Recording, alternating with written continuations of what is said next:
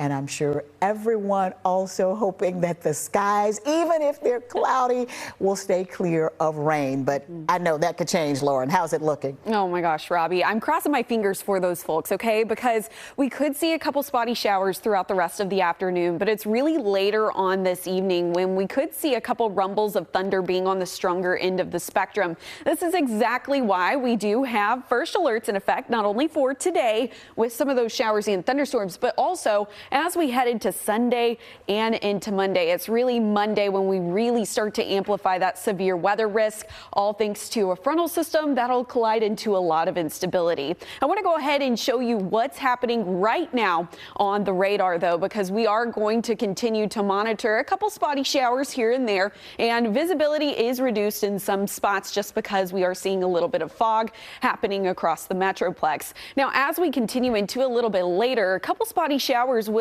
linger around, especially for some of our northwestern counties there. You can see our Futurecast model at around 3:45. As we progress into the evening hours, again, some stronger rumbles of thunder will be likely. We initiate those rumbles of thunder thanks to the daytime heating. So some of those darker colors that we start to see flare up here could signify some stronger thunderstorms, indicating the potential of gusty winds and potentially even some smaller hailstones. Continuing into the day tomorrow, we are going to look at more active forecasts, especially in the early morning hours. Couple of showers here and there. It's really the Red River Valley where we could see some of the strongest activity amplify within, again, the morning and into the early afternoon. By the time we head into Sunday evening, that's when we really start to get a push of a strong line of storms moving across our northern counties, and that's where we look at that severe weather risk. This is from the Storm Prediction Center, and that yellow area is indicating a level 2 out of 5 threat.